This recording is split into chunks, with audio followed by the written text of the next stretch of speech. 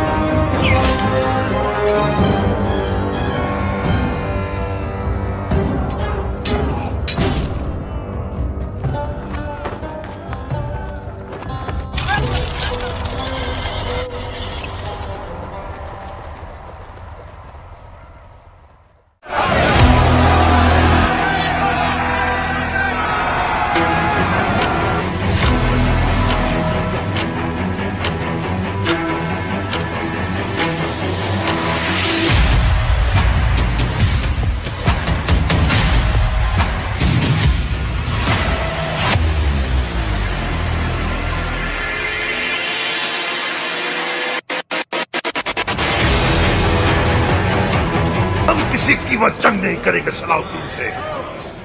نتیجہ صرف ایک ہے، شکست. صلاح الدین 2 لاکھ فوج کے ساتھ اردن پار کر چکا ہے. وہ سب سے پہلے عراق کے قبضے کے لیے رنالڈ سے 2 ہاتھ کرے گا میرے آقا. عراق پہنچنے سے پہلے ہمیں اسے جا لینا ہوگا. کمان میں کروں گا. صلاح الدین اب نہیں بخشے گا. ٹائبیریس کو کسی بھی عیسائی سے زیادہ معلوم ہے کہ صلاح الدین کیا چاہتا ہے.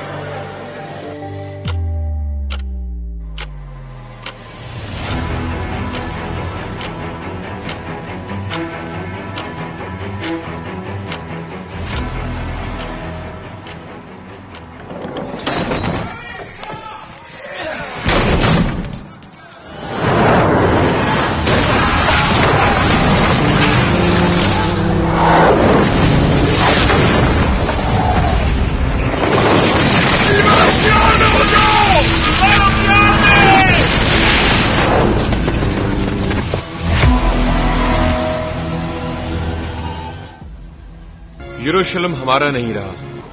بھول جاؤ کہ کوئی شہر تھا یروشلم. میں قبرص جا رہا ہوں، چلو گے تم بھی؟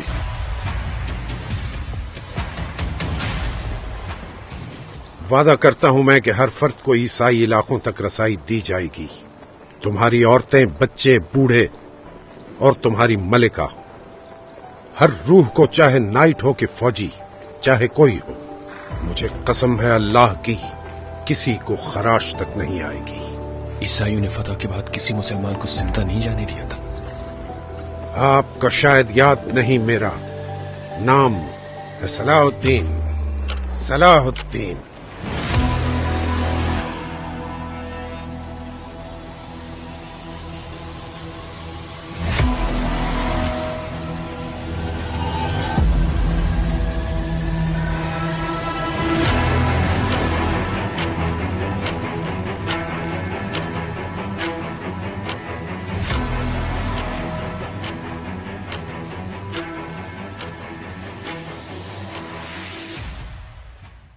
ہمارے لشکر بحر روم کے اس پار اکٹھے ہو رہے ہیں. جو مر گئے سو مر گئے، جو زندہ ہیں وہ جانتے ہیں کہ یہ شکست نہیں، دھوکہ تھا. تم اپنے خیمے میں واپس جاؤ. ان لڑکیوں سے کہو کہ خیمے میں نہ پڑی رہیں، بار بار صلاح الدین ایوبی سے ملیں، اس کے سالاروں سے ملیں، بے تکلفی پیدا کریں، مسلمان ہو جانے کا جھانسا دیں.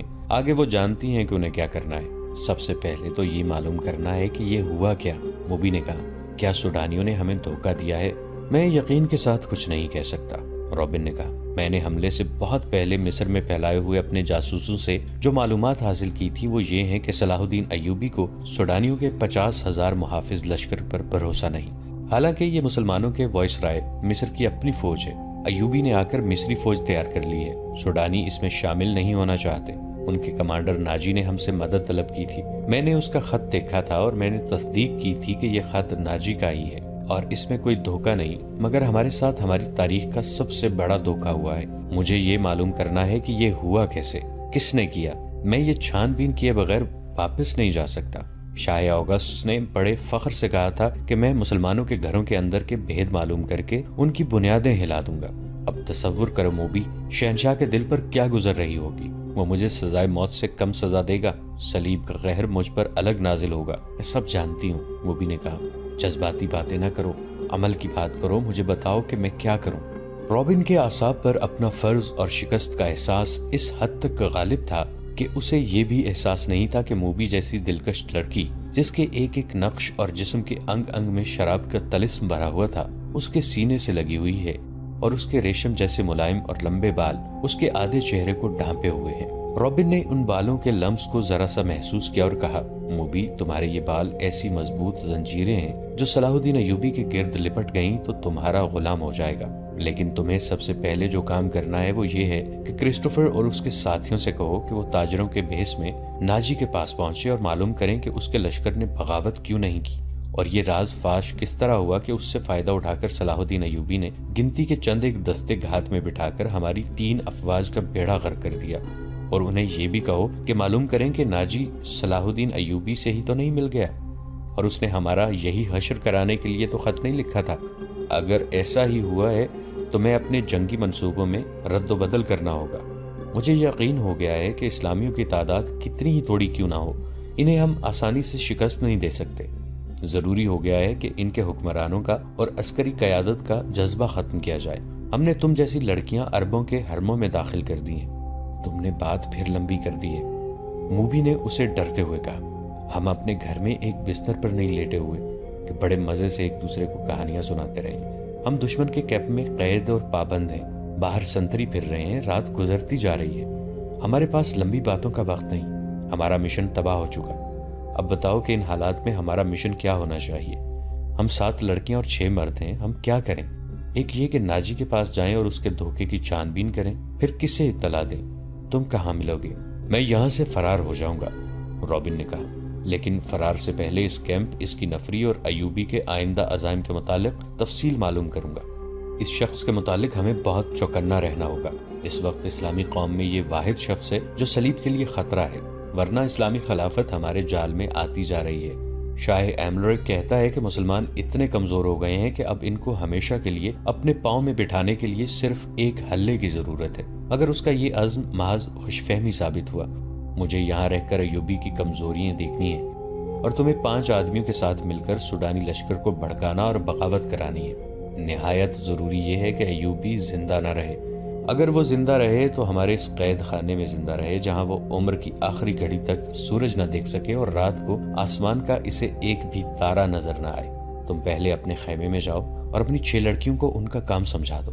انہیں خاص طور پر ذہن نشین کراؤ کہ اس آدمی کا نام علی بن سفیان ہے جسے ان ریشمی بالوں، شربتی آنکھوں اور اتنے دلکش جسموں سے ایسا بے کنار کرنا ہے کہ وہ صلاح الدین کے کام کا نہ رہے. اور اگر ہو سکے تو اس کے اور صلاح الدین ایوبی کے درمیان ایسی غلط فہمی پیدا کرنی ہے کہ ایک دوسرے کے دشمن ہو جائیں۔ تم سب اچھی طرح جانتی ہو کہ دو مردوں میں غلط فہمی اور دشمنی کس طرح پیدا کی جاتی ہے۔ جاؤ اور لڑکیوں کو مکمل ہدایات دے کر کرسٹوفر کے پاس بھیجو، اسے میرا سلام کہنا اور یہ بھی کہنا کہ تیرے تیر کو ایوبی پر ہی آ کر خطا ہونا تھا۔ اب اس گناہ کا کفارہ ادا کرو اور جو کام تمہیں سونپا گیا ہے وہ 100% پورا کرو۔ رابن نے موبی کے بالوں کو چوم کر کہا، تمہیں صلیب پر اپنی عزت بھی قربان کرنی پڑے گی، لیکن خدا یسوع مسیح کی نظروں میں تم مریم کی طرح کماری ہوگی۔ اسلام کو جڑ سے اکھاڑنا ہے۔ ہم نے یروشلم لے لیا ہے، مصر بھی ہمارا ہوگا۔ موبی رابن کے بستر سے نکلی اور خیمے کے پردے کے پاس جا کر پردہ اٹھایا۔ باہر جھانکا، اندھیرے میں اسے کچھ بھی نظر نہ آیا۔ وہ باہر نکل گئی اور خیمے کی اوٹ سے دیکھا کہ سنتری کہاں ہے۔ اسے دور کسی کے گنگنانے کی آواز سنائی دی۔ یہ سنتری ہی ہو سکتا تھا۔ موبی چل پڑی اور درختوں سے گزرتی قدم قدم پر پیچھے دیکھتی۔ وہ ٹیلے تک پہنچ گئی اور اپنے خیمے کا رخ کر لیا۔ نصف راستہ طے ہو گیا کہ اسے دو آدمیوں کی دبی دبی باتوں کی آوازیں سنائی دینے لگیں۔ یہ آوازیں اس کے خیمے کے قریب معلوم ہوتی تھیں۔ اسے یہ خطرہ نظر آنے لگا کہ سنتری نے معلوم کر لیا ہے کہ ایک لڑکی غائب ہے اور وہ کسی دوسرے سنتری کو یا اپنے کمانڈر کو بلا رہا ہے۔ اس نے سوچا کہ خیمے میں جانے کے بجائے اپنے ان 5 ساتھیوں کے پاس چلی جائے جو مراکشی تاجروں کے بھیس میں کوئی 1.5 میل دور خیمہ زن تھے۔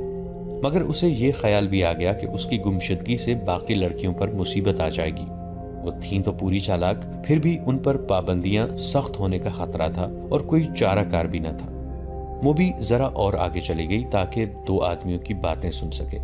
ان کی زبان وہ سمجھتی تھی۔ یہ تو اس نے دھوکہ دیا تھا کہ وہ سسلی کی زبان کے سوا کوئی زبان نہیں سمجھتی۔ وہ آدمی خاموش ہو گئے۔ موبی دبے پاؤں آگے بڑھی۔ اسے بائیں طرف قدموں کی آہٹ سنائی دی۔ اس نے چونک کر دیکھا، درختوں کے درمیان اسے ایک سیاہ سایہ جو کسی انسان کا تھا جاتا نظر آیا۔ اس نے رخ بدل لیا اور ٹیلے کی طرف آنے لگا۔ موبی کوئی خطرہ مول لینا نہیں چاہتی تھی۔ وہ ٹیلے پر چڑھنے لگی۔ ٹیلا اونچا نہیں تھا، فوراً ہی اوپر چلی گئی۔ وہ تھی تو بہت ہوشیار، لیکن ہر انسان ہر قدم پر پوری احتیاط نہیں کر سکتا۔ وہ ٹیلے کی چوٹی پر کھڑی ہو گئی۔ اس کے پس منظر میں ستاروں سے بھرا ہوا آسمان تھا۔ سمندر اور صحرا کی فضا رات کو آئینے کی طرح شفاف ہوتی ہے۔ درختوں میں جاتے ہوئے آدمی نے ٹیلے کی چوٹی پر ٹنمڑ درخت کے تنے کی طرح کا ایک سایہ دیکھا۔ موبی نے پہلو اس آدمی کی طرف کر دیا۔ اس کے بال کھلے ہوئے تھے جنہیں اس نے ہاتھ سے پیچھے کیا۔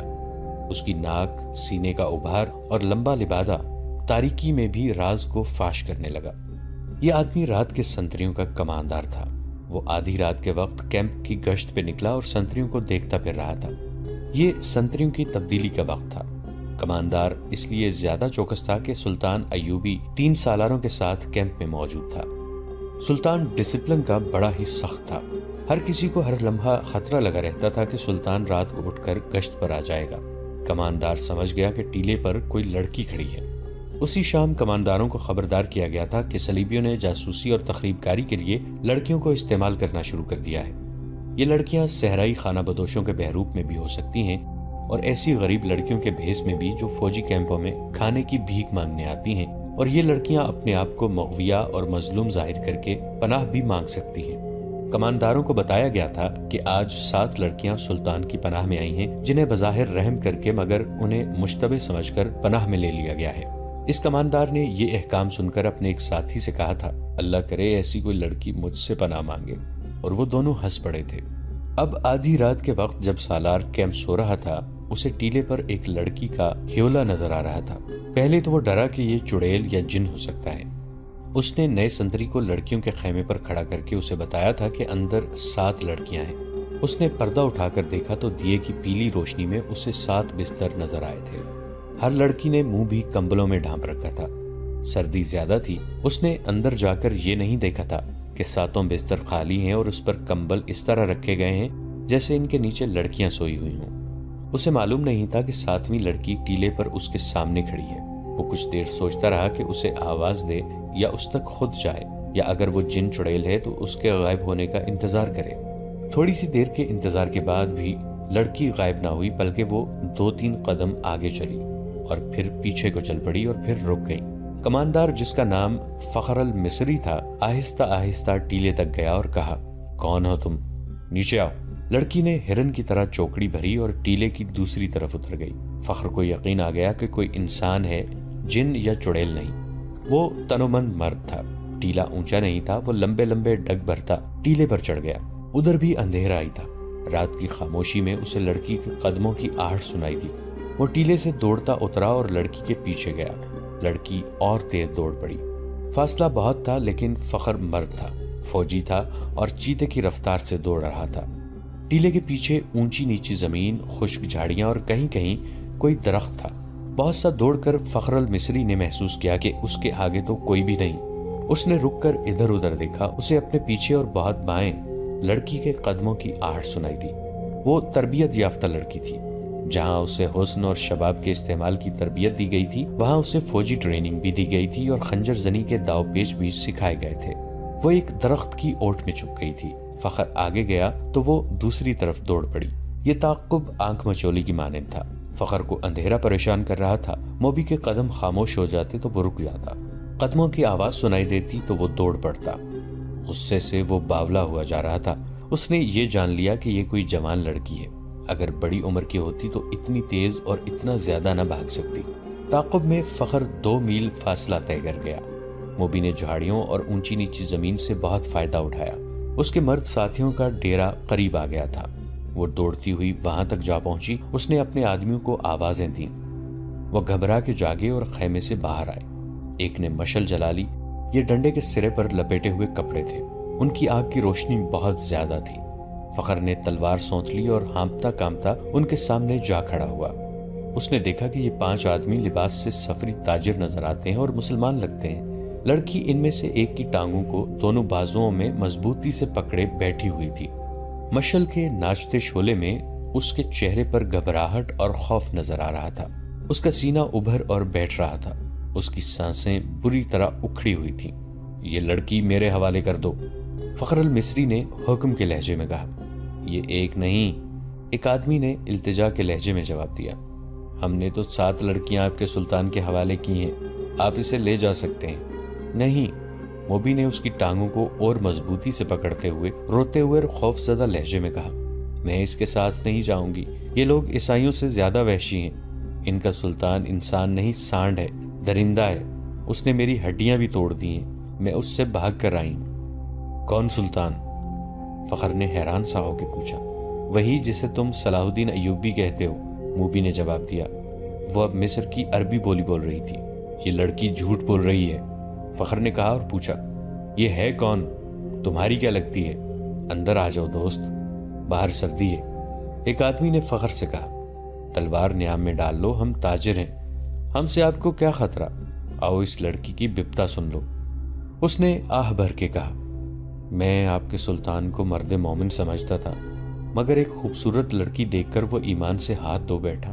وہ باقی 6 لڑکیوں کا بھی یہی حشر کر رہا ہوگا۔ ان کا یہ حشر دوسرے سالاروں نے کیا ہے، مووی نے کہا۔ شام کو ان بیچاریوں کو اپنے خیمے میں لے گئے تھے اور انہیں بے سود کر کے خیمے میں ڈال دیا۔ وہ خیمے میں بے ہوش پڑی ہیں۔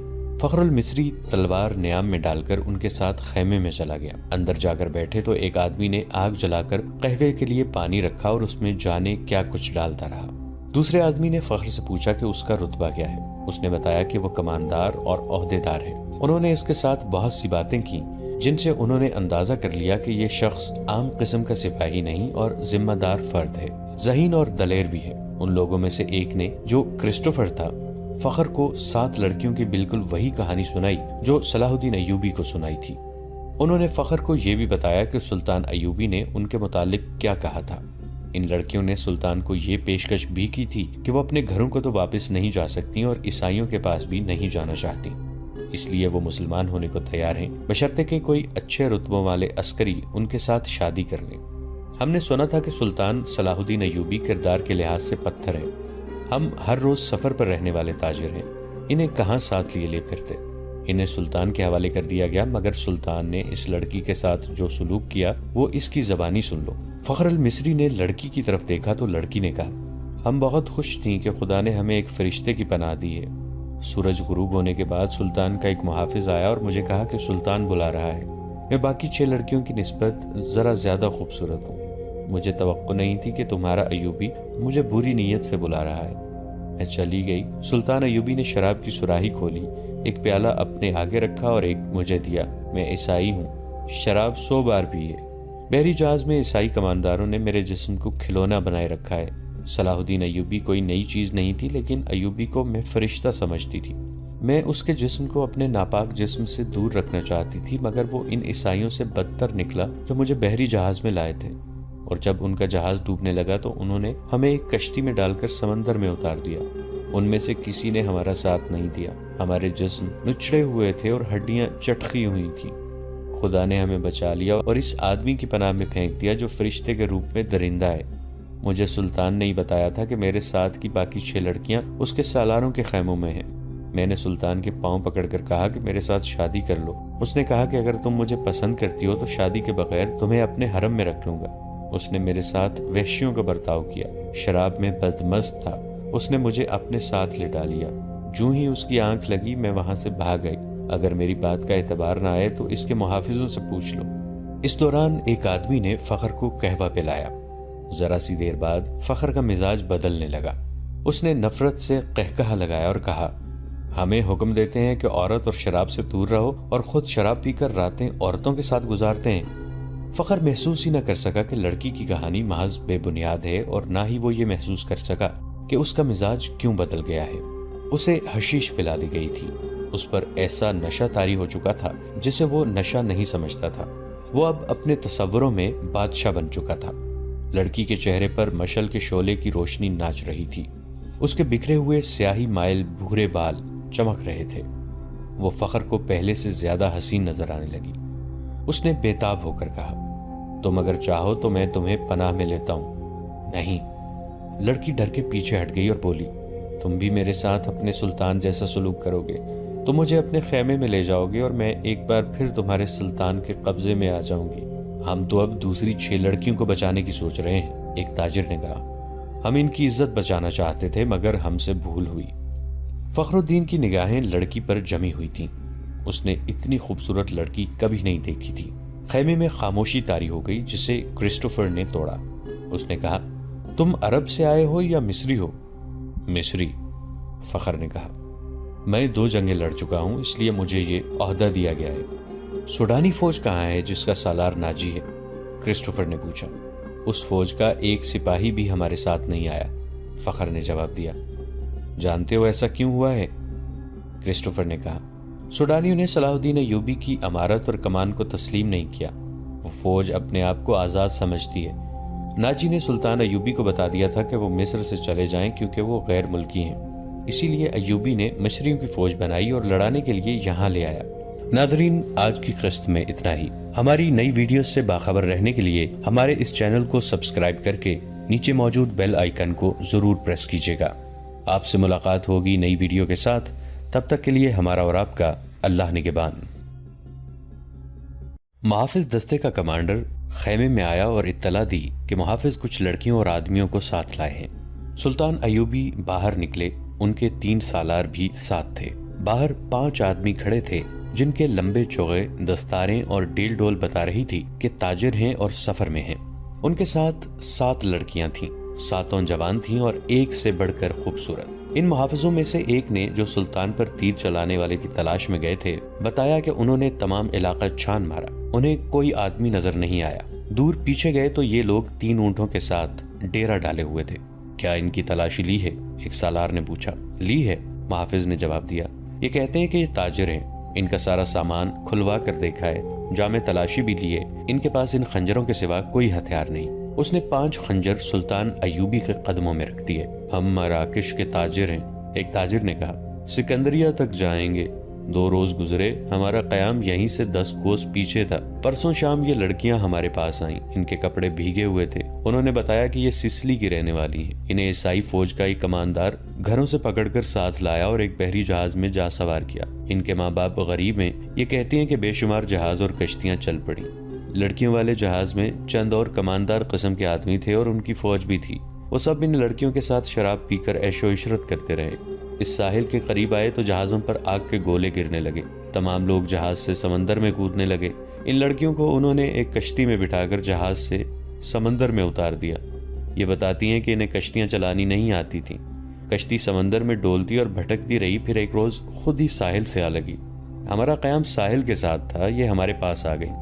بہت ہی بری حالت میں تھی، ہم نے انہیں پناہ میں لے لیا۔ انہیں ہم دھدکار تو نہیں سکتے تھے، ہمیں کچھ سمجھ میں نہیں آ رہی تھی کہ ان کا کیا کریں۔ پیچھے پڑاؤ سے یہاں تک انہیں ساتھ لائے ہیں، یہ سوار آ گئے اور ہمارے سامان کی تلاشی لینے لگے۔ ہم نے ان سے تلاشی کی وجہ پوچھی تو انہوں نے بتایا کہ سلطان صلاح الدین امیر مصر کا حکم ہے۔ ہم نے ان کی منت سماجت کی کہ ہمیں اپنے سلطان کے حضور لے چلو، ہم عرض کریں گے کہ ان لڑکیوں کو اپنی پناہ میں لے لیں، ہم سفر میں ہیں، انہیں کہاں کہاں لیے پھریں گے۔ لڑکیوں سے پوچھا تو وہ سسلی کی زبان بول رہی تھیں، وہ ڈری ڈری سی لگتی تھیں۔ ان میں سے 2-3 اکٹھی ہی بولنے لگیں۔ صلاح الدین ایوبی نے تاجروں سے پوچھا کہ ان کی زبان کون سمجھتا ہے۔ ایک نے بتایا کہ صرف میں سمجھتا ہوں۔ یہ التجا کر رہی ہیں کہ سلطان انہیں پناہ میں لے لے۔ کہتی ہیں کہ ہم تاجروں کے قافلے کے ساتھ نہیں جائیں گی، کہیں ایسا نہ ہو کہ راستے میں ڈاکو ہمیں اٹھا کر لے جائیں۔ ادھر جنگ بھی ہو رہی ہے، ہر طرف عیسائیوں اور مسلمانوں کے سپاہی بھاگتے دوڑتے پھر رہے ہیں۔ ہمیں سپاہیوں سے بہت ڈر آتا ہے۔ ہمیں جب گھروں سے اٹھایا گیا تھا تو ہم سب کنواری تھیں، ان فوجیوں نے بحری جہاز میں ہمیں طوائفیں بنا رکھا ہے۔ ایک لڑکی نے کچھ کہا تو اس کی زبان جاننے والے تاجر نے سلطان ایوبی سے کہا، یہ کہتی ہے کہ ہمیں مسلمانوں کے بادشاہ تک پہنچا دو، ہو سکتا ہے اس کے دل میں رحم آ جائے۔ ایک اور لڑکی بول پڑی، اس کی آواز رندھائی ہوئی تھی۔ تاجر نے کہا، یہ کہتی ہے کہ ہمیں عیسائی سپاہیوں کے حوالے نہ کیا جائے، میں مسلمان ہو جاؤں گی بشرطے کہ کوئی اچھی حیثیت والا مسلمان میرے ساتھ شادی کر لے۔ 2-3 لڑکیاں پیچھے کھڑی منہ چھپانے کی کوشش کر رہی تھیں، ان کے چہروں پر گھبراہٹ تھی، بات کرتے شرماتی یا ڈرتی تھی۔ صلاح الدین ایوبی نے تاجر سے کہا، انہیں کہو کہ یہ عیسائیوں کے پاس نہیں جانا چاہتی، ہم انہیں اسلام قبول کرنے پر مجبور نہیں کر سکتے۔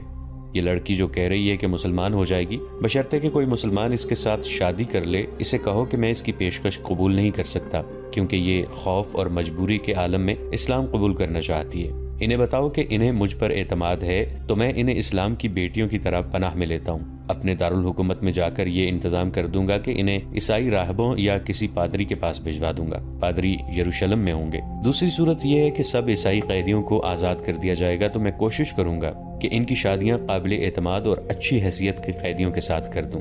انہیں یہ بھی بتا دو کہ کسی مسلمان کو ان سے ملنے کی اجازت نہیں ہوگی اور نہ انہیں اجازت ہوگی کہ کسی مسلمان سے ملیں۔ ان کی ضروریات اور عزت کا خیال رکھا جائے گا۔ تاجر نے لڑکیوں کو ان کی زبان میں سلطان ایوبی کی ساری باتیں بتائیں تو ان کے چہروں پر رونق آ گئی، وہ ان شرائط پر رضامند ہو گئیں۔ تاجر شکریہ ادا کر کے چلے گئے۔ صلاح الدین ایوبی نے لڑکیوں کے لیے الگ خیمے لگانے اور خیمے کے باہر ہر وقت ایک سنتری موجود رہنے کا حکم دیا۔ وہ خیمے کی جگہ بتانے ہی لگے تھے کہ 6 صلیبی قیدی سلطان ایوبی کے سامنے لائے گئے۔ وہ بہت ہی بری حالت میں تھے، ان کے کپڑے بھیگے ہوئے تھے، کپڑوں پر خون بھی تھا اور ریت بھی، ان کے چہرے لاشوں کی مانند تھے۔ ان کے متعلق بتایا گیا کہ 1.5-2 میل دور ساحل پر بے سدھ پڑے تھے، وہ ٹوٹی ہوئی کشتیوں پر تیر رہے تھے۔ ایک دن کشتی پانی بھر جانے سے ڈوب گئی، یہ سب تیر کر ساحل تک پہنچے۔ کشتی میں 22 آدمی سوار ہوئے تھے، صرف یہ 6 زندہ بچے، ان سے چلا نہیں جاتا تھا۔ یہ صلیبی لشکر کے سپاہی تھے، یہ سب دھڑام سے بیٹھ گئے۔ ان میں سے ایک چہرے مہرے سے لگتا تھا کہ معمولی سپاہی نہیں ہے، وہ کراہ رہا تھا، اس کے کپڑوں پر خون کا ایک دھبا بھی نہ تھا، مگر زخمیوں سے زیادہ تکلیف میں معلوم ہوتا تھا۔ اس نے 7 لڑکیوں کو غور سے دیکھا اور پھر کراہنے لگا۔ یہ سلطان ایوبی کا حکم تھا کہ ہر ایک قیدی اسے دکھایا جائے۔ چونکہ قیدی ابھی تک سمندر سے بچ کر نکل ہی رہے تھے، اس لیے ہر ایک قیدی سلطان ایوبی کے سامنے لایا جاتا تھا۔ سلطان نے ان قیدیوں کو بھی دیکھا، کسی سے کوئی بات نہ کی، البتہ اس قیدی کو جو سب سے زیادہ کراہ رہا تھا اور جس کے جسم پر کوئی زخم بھی نہ تھا، سلطان نے غور سے دیکھا اور آہستہ سے اپنے سالاروں سے کہا، علی بن سفیان ابھی تک نہیں آیا۔ ان تمام قیدیوں سے جو اب تک ہمارے پاس آ چکے ہیں بہت کچھ پوچھنا ہے، ان سے معلومات لینی ہے۔ انہوں نے اس قیدی کی طرف دیکھ کر کہا، یہ آدمی کماندار معلوم ہوتا ہے، اسے نظر میں رکھنا اور جب علی بن سفیان آئے تو اسے کہنا کہ اس سے تفصیلی پوچھ گچھ کرے۔ معلوم ہوتا ہے اسے اندر کی چوٹیں آئی ہیں، شاید پسلیاں ٹوٹی ہوئی ہیں، انہیں فوراً زخمی قیدیوں کے خیموں میں پہنچا دو، انہیں کھلاؤ پلاؤ اور ان کی مرہم پٹی کرو۔ قیدیوں کو اس طرف لے جایا گیا جہاں صرف زخمی قیدیوں کے خیمے تھے۔ لڑکیاں انہیں جاتا دیکھتی رہیں، پھر ان لڑکیوں کو بھی لے گئے۔ فوج کے خیموں سے تھوڑی دور لڑکیوں کے لیے خیمہ نصب کیا جا رہا تھا، وہاں سے کوئی 100 قدم اور زخمی قیدیوں کے خیمے تھے، وہاں بھی ایک خیمہ گاڑا جا رہا تھا اور 6 نئے زخمی قیدی زمین پر لیٹے ہوئے تھے۔ لڑکیاں ان کی طرف دیکھ رہی تھیں، دونوں خیمے کھڑے ہو گئے۔ لڑکیاں اپنے خیمے میں چلی گئیں اور زخمیوں کو ان کے اپنے خیمے میں لے گئے۔ ایک سنتری لڑکیوں کے خیمے کے باہر کھڑا ہو گیا۔ لڑکیوں کے لیے کھانا آ گیا جو انہوں نے کھا لیا۔ پھر ایک لڑکی خیمے سے نکل کر اس خیمے کی طرف دیکھنے لگی جس میں نئے 6 زخمی قیدیوں کو لے گئے تھے۔ اس کے چہرے پر اب گھبراہٹ اور خوف کا کوئی تاثر نہیں تھا۔ سنتری نے اسے دیکھا اور اس نے سنتری کو دیکھا۔ لڑکی نے مسکرا کر اشارہ کیا کہ وہ زخمیوں کے خیمے کی طرف جانا چاہتی ہے۔ سنتری نے سر ہلا کر اسے روک دیا۔ لڑکیوں کو خیمے سے دور جانے یا کسی سے ملنے کی اجازت نہیں تھی۔ لڑکیوں اور 6 زخمیوں کے خیمے کے درمیان بہت سے درخت تھے۔ بائیں طرف مٹی کا ایک ٹیلا تھا جس پر جھاڑیاں تھیں۔ سورج غروب ہو گیا۔ پھر رات تاریک ہونے لگی۔ کیمپ کے غل غپاڑے پر نیند غالب آنے لگی اور پھر زخمیوں کے کراہنے کی آوازیں رات کے سکوت میں کچھ زیادہ ہی صاف سنائی دینے لگی۔ دور پرے بحرہ روم کا شور دبی دبی مسلسل گونج کی طرح سنائی دے رہا تھا۔ صلاح الدین ایوبی کے اس جنگی کیمپ میں جاگنے والوں میں چند ایک سنتری تھے، یا وہ زخمی قیدی جنہیں زخم سونے نہیں دیتے تھے، یا صلاح الدین ایوبی کے خیمے کے اندر جہاں دن کا سامان تھا وہاں کسی کو نیند نہیں آئی تھی۔ سلطان ایوبی کے 3 سالار ان کے پاس بیٹھے تھے اور باہر محافظ دستہ بیدار تھا۔ سلطان ایوبی نے ایک بار پھر کہا، علی بن سفیان ابھی تک نہیں آیا؟ ان کے لہجے میں تشویش تھی۔ انہوں نے کہا، اس کا قاصد بھی نہیں آیا، اگر کوئی گڑبڑ ہوتی تو اطلاع آ چکی ہوتی۔ ایک سالار نے کہا، معلوم ہوتا ہے وہاں سب ٹھیک ہے، امید تو یہی رکھنی چاہیے۔ صلاح الدین ایوبی نے کہا، لیکن 50,000 کے لشکر نے بغاوت کر دی تو سنبھالنا مشکل ہو جائے گا۔ وہاں ہماری نفری 1,500 سوار اور 2,700 پیادہ ہے۔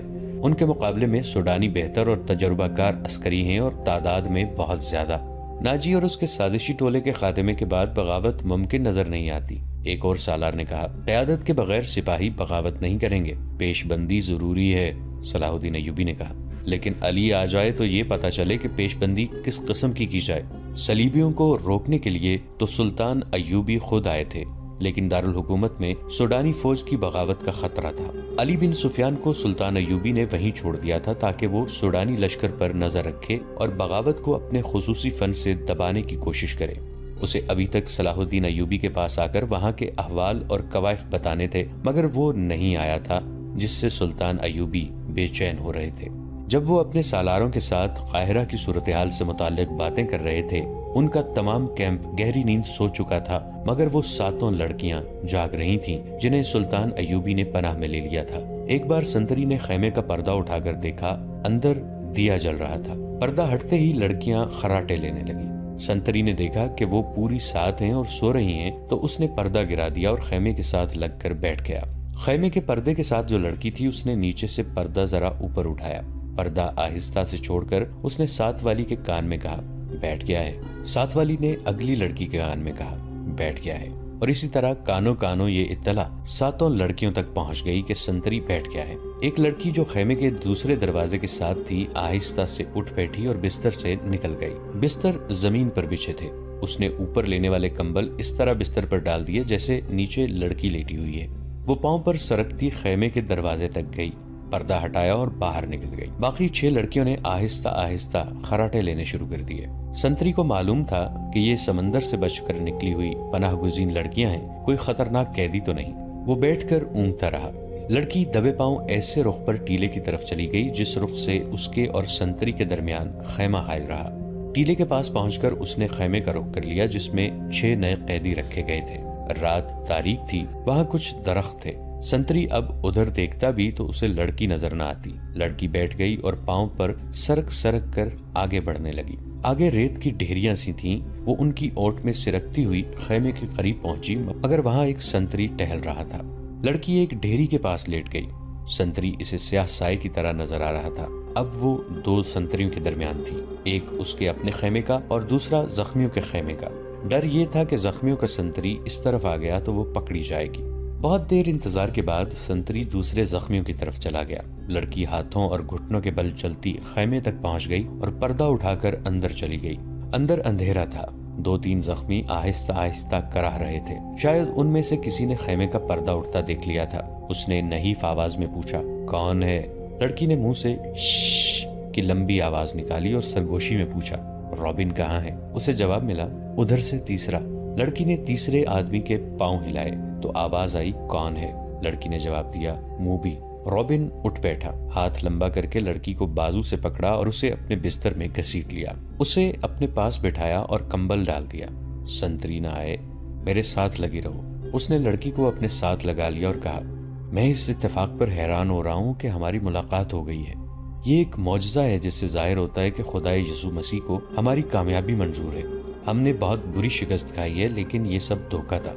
ये वही जख्मी कैदी था जो दूसरे से अलग थलग और चेहरे मोहरे और जिस्म जुस्से से मामूली सिपाही नहीं बल्कि आला रुतबे का लगता था। सलाहुद्दीन अय्यूबी ने भी कहा था कि ये कोई मामूली सिपाही नहीं, इस पर नजर रखना। अली बिन सुफियान इससे तफ्तीश और तहकीकात करेगा। तुम कितने कुछ जख्मी हो? लड़की ने उससे पूछा। कोई हड्डी तो नहीं टूटी? मैं बिल्कुल ठीक हूँ, रॉबिन ने जवाब दिया। खराश तक नहीं आई। इन्हें बताया कि अंदर की चोटें हैं और सीने के अंदर शदीद दर्द है, लेकिन मैं बिल्कुल तंदुरुस्त हूँ। फिर यहाँ क्यों आ गए हो? लड़की ने पूछा। मैंने बहुत कोशिश की कि मिस्र में दाखिल हो जाऊं और सुडानी लश्कर तक पहुंच सकूं, लेकिन हर तरफ इस्लामी फौज फैली हुई है, कोई रास्ता नहीं मिला। इन 5 जख्मियों को इकट्ठा किया, उनके साथ जख्मी बनकर यहाँ आ गया। अब फरार की कोशिश करूंगा, जो अभी मुमकिन नजर नहीं आती। उसने जरा गुस्से से कहा, मुझे 2 सवालों का जवाब दो। अय्यूबी को मैंने जिंदा देखा है। क्यों? क्या तीर खत्म हो गए थे या वो हरामखोर बुज़दिल हो गए हैं? और दूसरा सवाल ये कि तुम 7 की 7 लड़कियां मुसलमानों की कैद में क्यों आ गईं? क्या वो 5 मर गए हैं या भाग गए हैं? वो जिंदा है रॉबिन, मोबी ने कहा। तुम कहते हो खुदा यसू मसीह को हमारी कामयाबी मंजूर है, लेकिन मैं ये कहती हूँ कि हमारा खुदा हमें किसी गुनाह की सजा दे रहा है। सलाहुद्दीन इसलिए जिंदा है कि तीर उसके पाँव के दरमियान रेत में लगा था। क्या तीर किसी लड़की ने चलाया था? रॉबिन ने पूछा। क्रिस्टोफर कहाँ था? उसी ने चलाया था, मगर क्रिस्टोफर का तीर खता गया? रॉबिन ने हैरत से तड़प कर पूछा। वो क्रिस्टोफर जिसकी तीरंदाजी ने शाह ऑगस्टस को हैरान कर दिया, उसकी जाती तलवार इनाम में ली थी, यहाँ आकर उसका निशाना इतना चूक गया कि 6 फुट लंबा और 3 फुट चौड़ा सलाहुद्दीन उसके तीर से बच गया। बदबख्त के हाथ डर से कांप गए होंगे। फासला ज्यादा था, मोबी ने कहा। और क्रिस्टोफर कहता था कि तीर कमान से निकलने ही लगा था कि खुली हुई आंख में मच्छर पड़ गया। इसी हालत में उसका तीर निकल गया। फिर क्या हुआ? जो होना चाहिए था, मोबी ने कहा। सलाहुद्दीन साहिल पर गया तो उसके साथ 3 कमांडर थे और 4 मुहाफिजों का दस्ता था। वो हर तरफ फैल गए। ये तो हमारी खुशकिस्मती थी कि इलाका चटानी था। क्रिस्टोफर बच के निकल आया और फिर हमें इतना वक्त मिल गया कि तरकश और कमान रेत में दबाकर ऊपर ऊंट बिठा दिया। सिपाही आ गए तो क्रिस्टोफर ने उन्हें बताया कि वो 5 मराकश के ताजिर हैं और ये लड़कियां समंदर से निकलकर हमारी पनाह में आई हैं। मुसलमान सिपाहियों ने हमारे सामान की तलाशी ली। उन्हें तिजारती सामान के सिवा कुछ नहीं मिला। वो हम सबको सुल्तान अय्यूबी के सामने ले गए। हमने ये जाहिर किया कि हम सिसली की जबान के सिवा और कोई जबान नहीं जानती। क्रिस्टोफर ने अय्यूबी से कहा कि वो हमारी जबान जानता है। हम 7 लड़कियों ने चेहरों पर घबराहट और खौफ पैदा कर लिया। मोबी ने रॉबिन को वो सारी बातें बताई जो सुल्तान अय्यूबी के साथ हुई थी। ये 7 लड़कियां और 5 आदमी जो मराकशी ताजरों के भेष में थे, हमले से 2 रोज पहले साहिल पर उतारे गए थे। 5 आदमी सलीबियों के तजुर्बाकार जासूस और कमांडो थे और लड़कियां भी जासूस थीं। जासूसी के अलावा उनके जिम्मे ये काम भी था कि मुसलमान सालारों को अपने जाल में फांसे। वो खूबसूरत तो थी ही, उन्हें जासूसी और जहनों की तखरीबकारी की खास ट्रेनिंग दी गई थी। इस ट्रेनिंग में अदाकारी खास तौर पर शामिल थी। 5 मर्दों का ये मिशन था कि सलाहुद्दीन अय्यूबी को खत्म करना और नाजी के साथ राबिता रखना। ये लड़कियां मिस्र की जबान रवानी से बोल सकती थीं, लेकिन उन्होंने जाहिर नहीं होने दिया। रॉबिन इस शोबे का सरबरा, उसे नाजी तक पहुंचना था, मगर सलाहुद्दीन अय्यूबी और अली बिन सुफियान की चाल ने यहाँ के हालात का रुख ही उल्टा कर दिया। क्या तुम सलाहुद्दीन को जाल में नहीं फांस सकती? रॉबिन ने पूछा। अभी तो यहाँ पहली रात है, मोबी ने कहा। उसने हमारे मुतालिक जो फैसला दिया है, अगर वो सच्चे दिल से दिया है तो इसका मतलब यह है कि वो मर्द नहीं पत्थर है। अगर उसे हमारे साथ कोई दिलचस्पी होती तो किसी एक लड़की को अपने खेमे में बुला लेता। उसे कत्ल करना भी आसान नहीं। वो एक ही बार साहिल पर आया था, मगर तीर खाता गया। वो सालारों और मुहाफिजों के नरगे में रहता है। उधर एक संतरी हमारे सर पर खड़ा है और मुहाफिजों के पूरे दस्ते ने सलाहुद्दीन के खेमे को घेर रखा है। वो 5 कहाँ हैं? रॉबिन ने पूछा। थोड़ी दूर है, मोबी ने जवाब दिया। वो अभी यही रहेंगी। सुनो मोबी, रॉबिन ने कहा, इस शिकस्त ने मुझे पागल कर दिया है। मेरे जमीर पर इतना बोझ आ पड़ा है जैसे इस शिकस्त की जिम्मेदारी मुझ पर आयद होती है। सलीब पर हाथ रखकर हल्फ तो सबसे लिया गया है, लेकिन एक सिपाही के हल्फ में और मेरे हल्फ में जमीन और आसमान जितना फर्क है। मेरे रुतबे को सामने रखो, मेरे फराइज को देखो। आधी जंग मुझे जमीन के नीचे से और पीठ के पीछे से वार करके जीतनी थी, मगर मैं और तुम 7 और वो 5 अपना फर्ज अदा नहीं कर सके। मुझसे ये सलीब जवाब मांग रही है। اس نے گلے میں ڈالی ہوئی سلیب ہاتھ میں لے کر کہا، میں اسے اپنے سینے سے جدا نہیں کر سکتا۔ اس نے موبی کے سینے پر ہاتھ پھیر کر اس کی سلیب ہاتھ میں لے لی اور کہا، تم اپنے ماں باپ کو دھوکہ دے سکتی ہو، اس سلیب سے آنکھیں نہیں چرا سکتی۔ اس نے جو فرض تمہیں سونپا ہے وہ پورا کرو۔ خدا نے جو تمہیں حسن دیا ہے وہ چٹانوں کو پھاڑ کر تمہیں راستہ دے دے گا۔ میں تمہیں پھر کہتا ہوں کہ ہماری اچانک اور غیر متوقع ملاقات اس بات کا ثبوت ہے کہ ہم کامیاب ہوں گے۔ ناظرین، آج کی قسط میں اتنا ہی۔ ہماری نئی ویڈیوز سے باخبر رہنے کے لیے ہمارے اس چینل کو سبسکرائب کر کے نیچے موجود بیل آئیکن کو ضرور پریس کیجیے گا۔ آپ سے ملاقات ہوگی نئی ویڈیو کے ساتھ، تب تک کے لیے ہمارا اور آپ کا اللہ نگہبان۔ یہی اشارہ کافی تھا۔ وہ اس سوال کا کوئی تسلی بخش جواب نہ دے سکے کہ دوسرا اونٹ کہاں ہے۔ دوسرے اونٹ کے پاؤں کے نشان مل گئے۔ علی بن سفیان نے انہیں کہا، تمہارا جرم معمولی چوری چکاری نہیں، تم ایک پوری سلطنت اور اس کی تمام آبادی کے لیے خطرہ ہو، اس لیے میں تم پر ذرا بھر بھی رحم نہیں کروں گا۔ کیا تم تاجر ہو؟ ہاں، سب نے سر ہلا کے کہا، ہم تاجر ہیں جناب، ہم بے گناہ ہیں۔ علی بن سفیان نے کہا، اپنے ہاتھوں کی الٹی طرف میرے سامنے کرو۔ پانچوں نے ہاتھ الٹے کر کے آگے کر دیے۔ علی نے سب کے بائیں ہاتھ کے انگوٹھے اور شہادت کی انگلی کی درمیانی جگہ کو دیکھا اور ایک آدمی کو کلائی سے پکڑ کر گھسیٹ لیا۔ اسے کہا، کمان اور ترکش کہاں چھپا رکھی ہے؟ اس آدمی نے معصوم بننے کی بہت کوشش کی۔ علی نے سلطان ایوبی کے ایک محافظ کو اپنے پاس بلا کر اس کے بائیں ہاتھ کی الٹی طرف اسے دکھائی۔ اس کے انگوٹھے کی الٹی طرف اس جگہ جہاں انگوٹھا ہتھیلی کے ساتھ ملتا ہے، یعنی جہاں جوڑ ہوتا ہے، وہاں ایک نشان تھا۔ ایسا نشان اس آدمی کے انگوٹھے کے جوڑ پر بھی تھا۔ علی نے اسے اپنے محافظ کے متعلق بتایا، یہ سلطان کا بہترین تیر انداز ہے اور یہ نشان اسی کا ثبوت ہے کہ یہ تیر انداز ہے۔ اس کے انگوٹھے کی الٹی طرف ایک مدھم سا نشان تھا جسے وہاں بار بار کوئی چیز رگڑی جاتی ہے۔ یہ تیروں کی رگڑ کے نشان تھے۔ تیر دائیں ہاتھ سے پکڑا جاتا ہے، کمان بائیں ہاتھ سے پکڑی جاتی ہے۔ تیر کا اگلا حصہ بائیں ہاتھ کے انگوٹھے پر ہوتا ہے اور جب تیر کمان سے نکلتا ہے تو انگوٹھے پر رگڑ کھا جاتا ہے۔ ایسا نشان ہر ایک تیر انداز کے ہاتھ پر ہوتا ہے۔ علی بن سفیان نے اسے کہا، ان پانچ میں تم اکیلے تیر انداز ہو، کمان اور ترکش کہاں ہے؟ پانچوں چپ رہے۔ علی نے ان پانچ میں سے ایک کو پکڑ کر محافظوں سے کہا، اس کو اس درخت کے ساتھ باندھ دو۔ اسے کھجور کے درخت کے ساتھ کھڑا کر کے باندھ دیا گیا۔ علی نے اپنے تیر انداز کے کان میں کچھ کہا۔ تیر انداز نے کندھے سے کمان اتار کر اس میں تیر رکھا اور درخت سے بندھے ہوئے آدمی کا نشانہ لے کر تیر چھوڑا۔ تیر اس آدمی کی دائیں آنکھ میں اتر گیا، وہ تڑپنے لگا۔ علی نے باقی چار سے کہا، تم میں کتنے ہیں جو صلیب کی خاطر اس طرح تڑپ تڑپ کر جان دینے کو تیار ہیں؟ اس کی طرف دیکھو۔ انہوں نے دیکھا، وہ آدمی چیخ رہا تھا، تڑپ رہا تھا اور اس کی آنکھ سے خون بری طرح بہہ رہا تھا۔ میں تم سب سے وعدہ کرتا ہوں، علی بن سفیان نے کہا، کہ باعزت طریقے سے تم سب کو سمندر پار بھیج دوں گا۔ دوسرے اونٹ پر کون گیا ہے؟ کہاں گیا ہے؟ تمہارا اپنا ایک کماندار ہمارا اونٹ ہم سے چھین کر لے گیا ہے، ایک آدمی نے کہا، اور ایک لڑکی بھی، علی بن سفیان نے کہا۔ تھوڑی ہی دیر بعد علی بن سفیان کے فن نے ان سے اعتراف کروا لیا کہ وہ کون ہیں اور کیا ہیں، مگر انہوں نے یہ جھوٹ بولا کہ لڑکی رات خیمے سے بھاگ گئی تھی اور اس نے بتایا کہ صلاح الدین ایوبی نے رات اسے اپنے خیمے میں رکھا تھا۔ اس نے شراب پی رکھی تھی اور لڑکی کو بھی پلائی تھی اور لڑکی گھبراہٹ اور خوف کے عالم میں آئی تھی۔ اس کے تعاقب میں فخر المصری نام کا ایک کماندار آیا اور اس نے جب لڑکی کی باتیں سنی تو اسے ہمارے اونٹ پر بٹھا کر زبردستی لے گیا۔ انہوں نے وہ تمام بہتان علی بن سفیان کو سنائے جو لڑکی نے سلطان ایوبی پر لگائے تھے۔ علی نے مسکرا کر کہا، تم 5 تربیت یافتہ عسکری اور تیر انداز ہو، اور ایک آدمی تم سے لڑکی بھی لے گیا اور اونٹ بھی۔ اس نے انہی کی نشاندہی پر زمین میں دبائی ہوئی کمان اور ترکش بھی نکلوا لی۔ ان چاروں کو خیمہ گاہ میں بھجوا دیا گیا۔ 5واں آدمی تڑپ تڑپ کر مر چکا تھا۔ اونٹ کے پاؤں کے نشان صاف نظر آ رہے تھے۔ علی بن سفیان نے نہایت سرعت سے 10 سوار بلائے اور انہیں اپنی کمان میں لے کر اس طرف روانہ ہو گیا جدھر اونٹ گیا تھا۔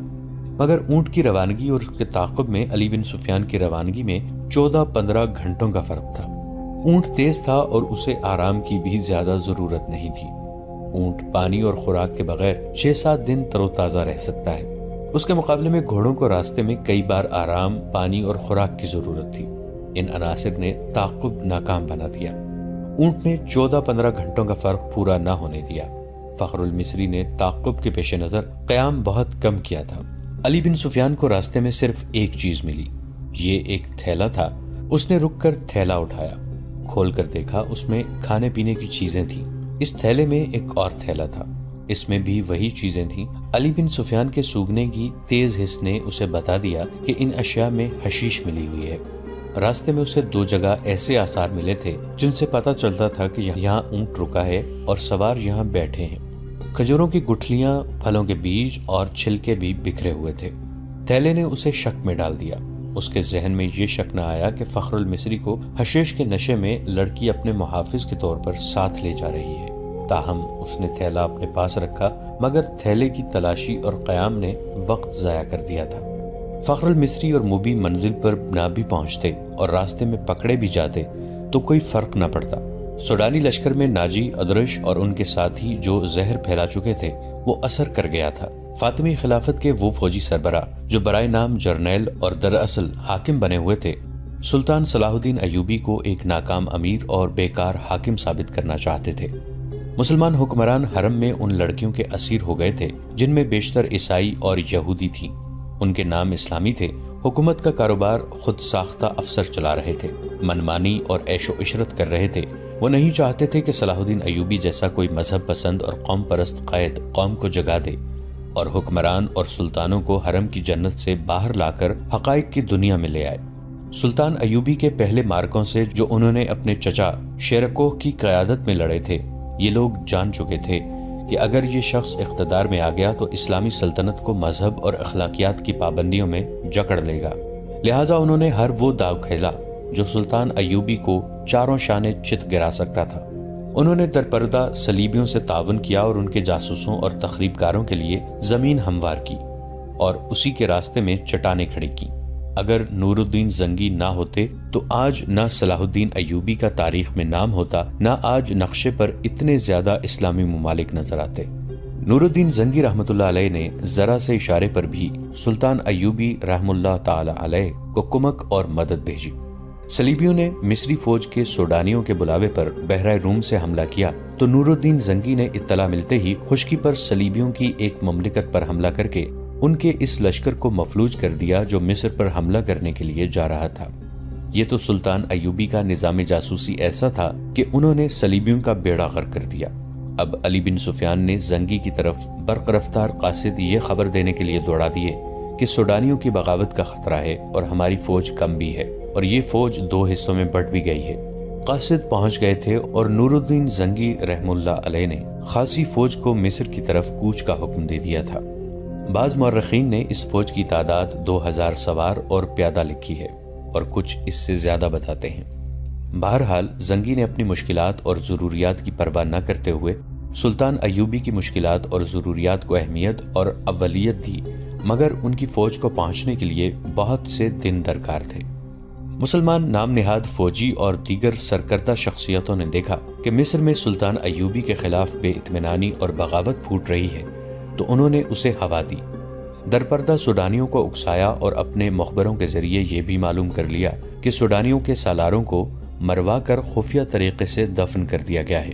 سوڈانیوں کے لشکر کے کم رتبے والے کماندار سالار بن گئے اور صلاح الدین ایوبی کی اس قلیل فوج پر حملہ کرنے کے منصوبے بنانے لگے جو مصر میں مقیم تھی۔ وہ سلطان ایوبی کی آدھی فوج اور سلطان کی دارالحکومت سے غیر حاضری سے فائدہ اٹھانا چاہتے تھے۔ منصوبہ ایسا تھا جس کے تحت 50,000 سوڈانی فوج سیاہ گھٹا کی طرح مصر کے آسمان سے اسلام کے چاند کو روپوش کرنے والی تھی۔